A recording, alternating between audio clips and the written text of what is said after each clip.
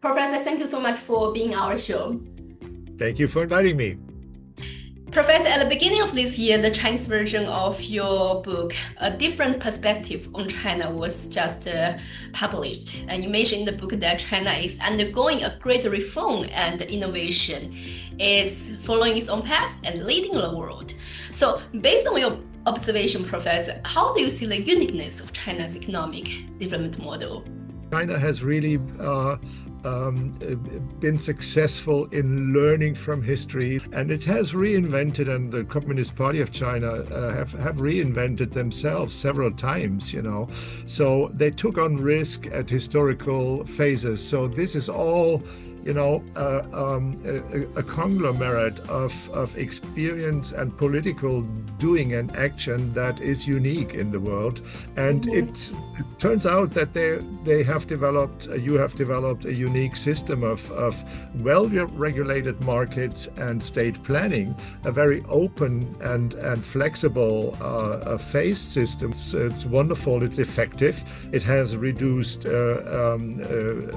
extreme poverty to zero, and you have an approach with people first, people-centered development with inclusion, and that is unique in the world, and we all have to look at it and learn from it. Since the beginning of this year, China has taken multiple measures, such as optimizing its industrial structures, improving its supporting policies to promote the high-level opening up and the foreign trade. So, sir, how do you view the measures from China, and what would be your suggestions for China to do better in this regard in the future? Particularly for China, the international conditions are extremely difficult and dangerous because the entire West, the anti-hegemonic system, has declared hybrid war on China, and they are doing it, and they still have some resources to do it.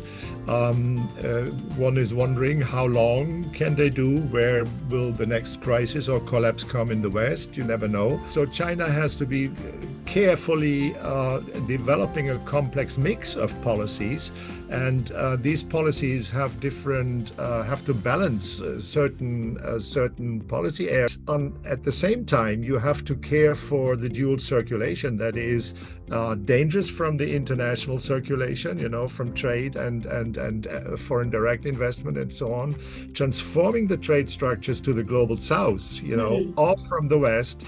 And at the third point, you have to stick to the strategy of opening up. This is not without risk, but there's no alternative to that. Actually, amidst the drastic changes and increasing uncertainties in the external environment, China's economy, you can see, is showing many new developments. For example, the consumption sector, especially the consumption in the services, has also played a very important role for the economic growth. So, Professor, how do you see this change, and what new opportunities do you think this might bring with? Well, I have observed, of course, all the measures to be taken in terms of promoting consumption and strengthening the inner market, the one part of the dual circulation, of course. But of course, it's never about consumption per se, like in a simplistic Keynesian pump priming thing. It's not about that, of course. It is about the betterment of people again. So it is about the quality of consumption, right?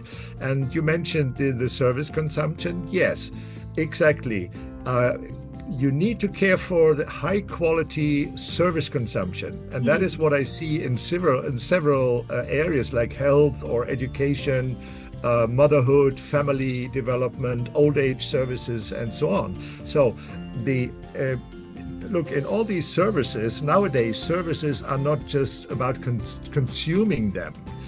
So it's not about producing high quality services, but it's also about consuming in terms of high quality consumption.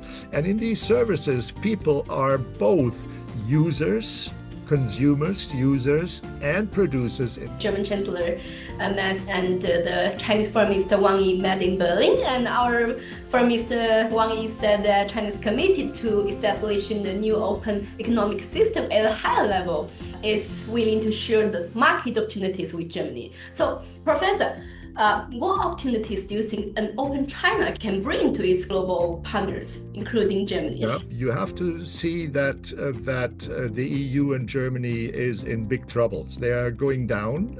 They have partly shrinking GDP. They have huge internal problems. The EU as such is diverging, and all that. Well, China offers a lot and has offered continuously. Professor, I know you spoke highly of China's policy of providing the zero-tariff treatment to the least developed countries.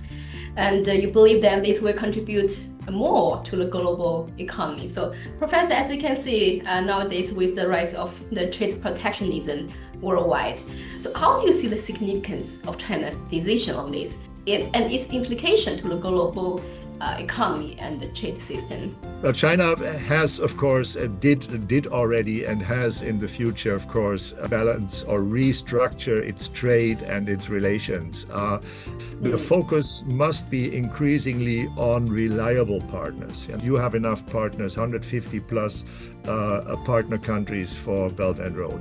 What you do, and this was particularly impressing to me and to many people, of course, in the world, was the zero customs tariff for the lowest developed countries. That was a wonderful action, and it's for reason, of course, that all these polls worldwide show that the reputation of China has increasingly risen.